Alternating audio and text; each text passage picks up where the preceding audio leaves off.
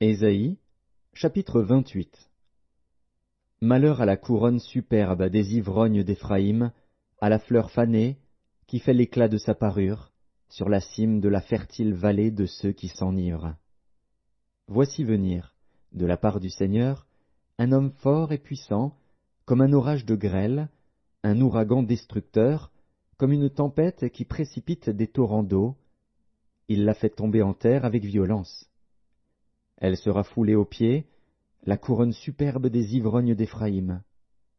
Et la fleur fanée, qui fait l'éclat de sa parure, sur la cime de la fertile vallée, sera comme une figue hâtive qu'on aperçoit avant la récolte, et qui, à peine dans la main, est aussitôt avalée.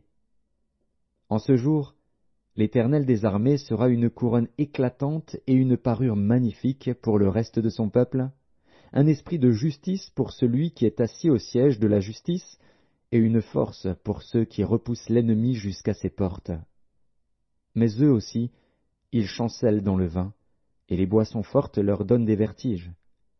Sacrificateurs et prophètes chancellent dans les boissons fortes, ils sont absorbés par le vin, ils ont des vertiges à cause des boissons fortes. Ils chancellent en prophétisant, ils vacillent en rendant la justice. Toutes les tables sont pleines de vomissements, d'ordures. Il n'y a plus de place. À qui veut-on enseigner la sagesse?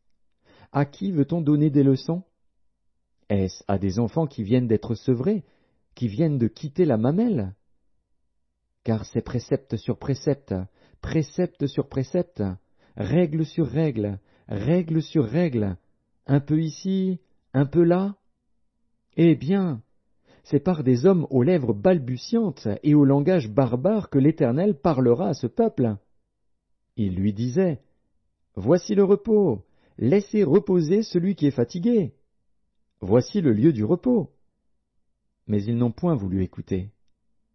Et pour eux la parole de l'Éternel sera précepte sur précepte, précepte sur précepte, règle sur règle, règle sur règle, un peu ici, un peu là, afin qu'en marchant ils tombent à la renverse et se brisent, afin qu'ils soient enlacés et pris. Écoutez donc la parole de l'Éternel, moqueurs, vous qui dominez sur ce peuple de Jérusalem. Vous dites, « Nous avons fait une alliance avec la mort, nous avons fait un pacte avec le séjour des morts. Quand le fléau débordé passera, il ne nous atteindra pas, car nous avons la fausseté pour refuge et le mensonge pour abri. C'est pourquoi ainsi parle le Seigneur, l'Éternel. Voici, j'ai mis pour fondement en Sion une pierre éprouvée, une pierre angulaire de prix, solidement posée. Celui qui la prendra pour appui n'aura point hâte de fuir. Je ferai de la droiture une règle, et de la justice un niveau. Et la grêle emportera le refuge de la fausseté, et les eaux inonderont l'abri du mensonge. Votre alliance avec la mort sera détruite, votre pacte avec le séjour des morts ne subsistera pas.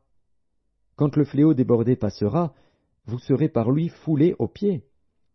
Chaque fois qu'il passera, il vous saisira, car il passera tous les matins, le jour et la nuit, et son bruit seul donnera l'épouvante.